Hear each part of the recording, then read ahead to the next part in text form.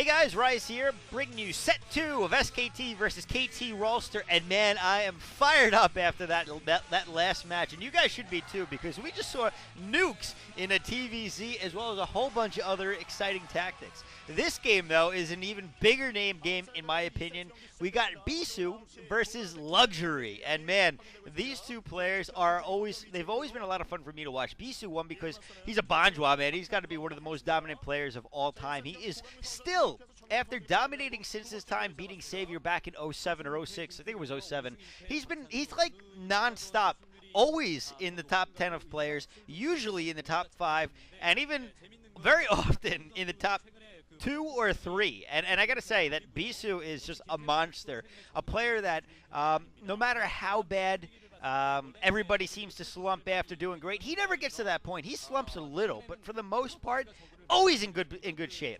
And they're playing on Outsider, and Outsider is map of the week in IC Cup these days. A lot of fun to watch. You see really interesting play on this map because of the way that the expansions are based. Now, you have 2 easy expansions to take, plus your natural, which is down right outside of a ramp.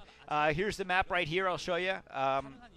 As we start things off. So you can see you got 2 mineral onlys that you can take, and you can easily sneak a drone or a probe through to get a double gas. Or you can get a gas and a mineral only, depending on how you do it, but that's much later on usually. So typically we see a Zerg player go 3 base, get his natural, get a second gas, plus the one of the 2 mineral onlys, and then get a double gas after that. Very popular play. But Protoss can really do the same sort of thing, and that makes Protoss very scary on this map. However, typically, I'd say that Zerg dominate this map. However, I'm going to go back that up with some statistics. No, it's exactly 50-50. Okay, so a little off in that assumption. However, I've seen, the thing is, I've seen it both ways, where Zerg just absolutely dominate whoever they're playing.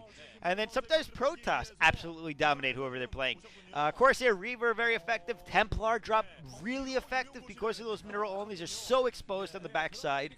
And really, it just makes for a high action play, a lot of macro in the beginning, but usually very strong play to finish. I mean, very interesting games. And between these 2 players, like Bisu and Luxury, man, I expect to see fantastic play coming from the both of them. All right, so it looks like Bisu is actually doing a 2-gate build. Very unexpected, however, very cool. Bisu's been doing pretty well in his past few games. Luxury, not so much. He won 7 games in a row, and now he's 2 for 7 in his last 7 games. And that 7-game win streak was up until mid-October.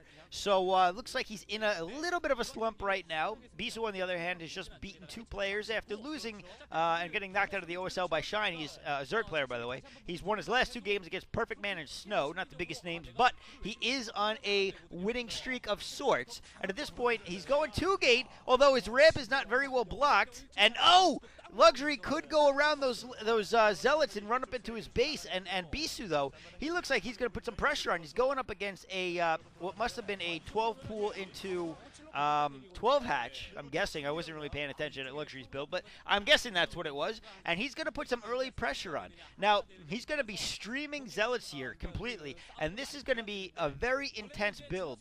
3 hatches coming from Luxury. It looks like he knows exactly what's going on. Obviously, with the amount of zealots so early on, he's got to prepare with the fences. He's going to have a sunken up. He's going to have plenty of lings, and he's only going up against 3 zealots. And Bisu, I'm not entirely sure, is going to be successful with this harassment. He's got another 2 to back him up, I'm sure, or 1 or 2. 1 anyway. And at this point, Bisu's going to be behind. It's very unlikely, very unpopular to see a 1-base Protoss build, especially when your name's Bisu and you made the Bisu build. Why wouldn't you do that against Zerg? But I guess he wanted to play a little bit differently, and Bisu's got some of the best micro in the game, which is why he would feel confident enough in pulling something like this off. The other person that I've seen do 1-base builds in the past more than other players is Stork. For some reason, Stork will go a 1-base build every once in a while, and he'll pull it off. Most notably, he did it on like Return of the King, which was the most Zerg-favored map of all time, I think. That's not true. But a very, very Zerg-favored map. There was like 2 wins ever on it. Stork went a 1-base build with a weird Corsair Dragoon build, and he actually won, and it was pretty cool. I forget who it was against, but it might have been against like Hyuk or Fire Fist. Back when Hyuk was bad, which isn't the case anymore, or Fire Fist, who was just never good. And look at this. Bisu knows that he's got to do some damage with this this Zealot build he does. However, he's only going to send one Zealot. And with that one Zealot, he's going to go use the mineral trick to squeeze his Zealot through the mineral line twice. Once, oh, he did it wrong there. Once with the probe, and then he's got to squeeze the probe through after by building a pylon. But it's kind of difficult, actually, to squeeze it through sometimes. As you can see, he's actually having some difficulty right now, Bisu of all players. But it is... Oh, and it's going to get spotted by the Overlord! This is not going to bode well for Bisu. He's not going to be able to do any damage. Luxury has most obviously seen it. He can't even get that Zealot through to begin with.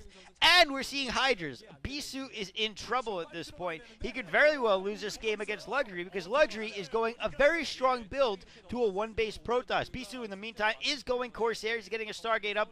Is two... Oh, man, and there are two Lings on the ramp to delay this. And we're going to see a Spire coming up as well. All right, so we're going to see both the Hydralisk Den and a Spire. This is going to make it very difficult for Bisu to figure out what's coming at him.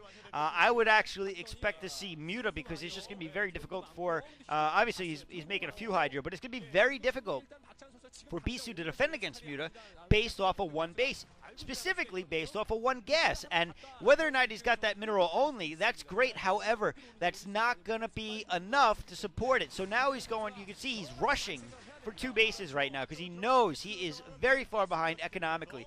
But with that mineral only secured, he can actually make a lot of cannons. He does have a forge up, so he's certainly going to do that.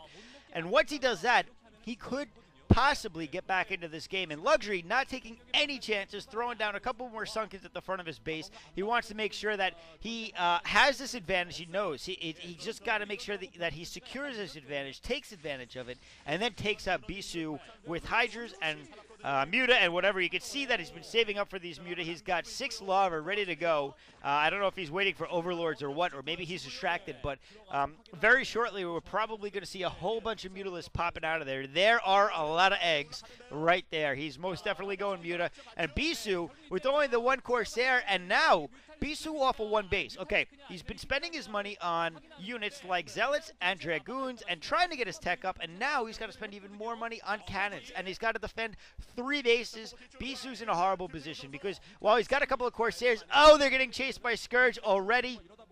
Corsair's not going to do much more damage against this. Going to be very ineffective against the Muta that are coming now because of the Scourge. He's got to spend a ton of money on cannons on 3 bases that Luxury has an option to harass all of them. And they haven't shown the 3rd base in a while, but I'd like to see how many cannons he's put up. And now we see 1 cannon in, 2nd cannon warping in, 2 cannons is generally standard play. But, oh! Bisu loses 2 Scourge and his cannon right away. He's got 1... Corsair going down. Another one goes down. Another one pops out. The next Corsair is going to go down. Then he's going to focus on the other cannons. And he's got more Mutas incoming at this point. Bisu's in a lot of trouble. He just doesn't have what it takes to defend it. Very hot girl cheering for him at the same time. And I'd be cheering for Luxury too because he's doing a great job here. And the Muta are going to take out the rest of the cannons. And Bisu has lost this game. He's got nothing to defend here. You can see him desperately trying to put down cannons. But those cannons are not going to warp. And he's going to lose all of those mining probes at this point. And that is going to be it for Bisu as he continues to pump out Corsairs and Dragoons. But again, there's just not enough. He went the wrong build. He should have went the Bisu build. And now Luxury, he's going to take on a counter. He's going to defend this, and there is nothing left for Bisu to do as he only has slow Zealots and slow Dragoons coming out of his gateways. Corsairs are not coming out in time. I don't even think he's building them anymore. He's wasting so much money on trying to make cannons that he just cannot support the builds that he's trying to do. He's got nothing mining out of his expansion. 1 more Corsair pops out, but you know what? It doesn't matter. We're about to see a Hydralisk bust. A little bit of a tech switch here coming from Luxury. Very nicely played. And Luxury is going to take this game for KT Rolster. There's no way that Bisu can get this unless he had Templar coming out at the perfect time. He got some lucky storms off on those Muta, and Luxury wasn't paying attention. There's no way that Luxury can lose this, in my opinion. I always have to put that disclaimer at the end because someone's going to be like, he could lose it. No, he can't. It's my opinion. It doesn't matter what you think. Because I'm the one talking. I have the microphone. I have the conch. That's right. I didn't even read Lord of the Flies. There's a typo in that book, by the way. They write couch instead of conch. I remember that. I read up the page like 100, and then I stopped. But I did find a typo. All right, so anyway, we're just waiting at this point for Bisu to kind of give it up. Luxury has got more than enough troops to go for a Hydralisk bust, but again, he's just playing safe. He knows that he's got this game, and he's got to make sure that he doesn't needlessly throw away his units if he doesn't have to. He knows that if he just plays as smart, he's going to know exactly what's happening in Bisu with the probe right inside of Luxury's base, but Luxury just doesn't care. He'll probably take that out with some Hydras, but it doesn't matter. Now Luxury getting his third. Bisu on 3 bases, oddly enough. And if Bisu could somehow defend this, he could win it, I guess. I'm actually wondering why Luxury's waiting so long. I'm sorry, Luxury's now on 4 bases, by the way. And it looks like Luxury is going to put